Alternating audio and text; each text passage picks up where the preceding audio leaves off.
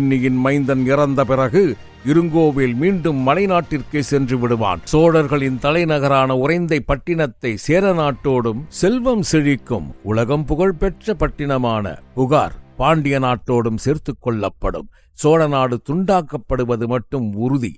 விரைவில் சோழ வம்சமே அழிக்கப்பட்டு தமிழகம் முழுவதும் பாண்டியர் சேரர் என நாங்கள் இருவரே ஆட்சி செலுத்தப் போகிறோம் என கூறிக்கொண்டிருந்த போதே இடைமறித்த படைத்தலைவன் செங்குவீரன், அரசே, உங்களிடம் உதவி கேட்டு வந்துள்ளோம் என்பதற்காக உங்கள் விருப்பப்படி எதையும் பேச வேண்டாம் என கூறி அவரது விழிகளில் தனது பார்வையை நிலைக்க வைத்துக் கொண்டு நின்றான்.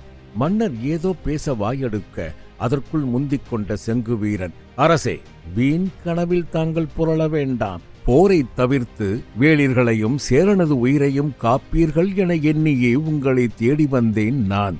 ஆனால் போரில் ஈடுபட்டு தாங்களும் அழியப்போவது நிச்சயம் என்பதை அகங்காரம் பிடித்த பேச்சிலிருந்தே அறிந்து கொண்டேன். கடைசியாக தங்களிடம் ஒன்றை கூறிக்கொள்ள விரும்புகிறேன்.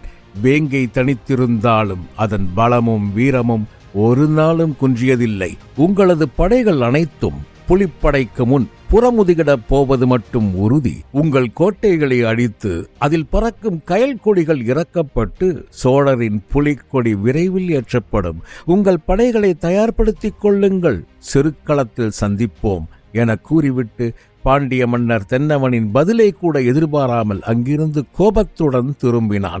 செங்குவீரன் கூறியதை கேட்டு கோபமடைந்த மன்னர், தூதுவனே நில் என கட்டளையிட்டார்.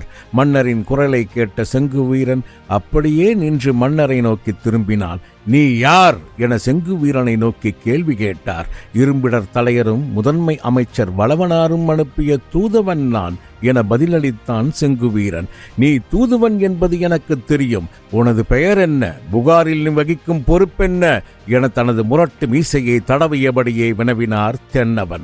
எனது பெயர் விரல்வேல்.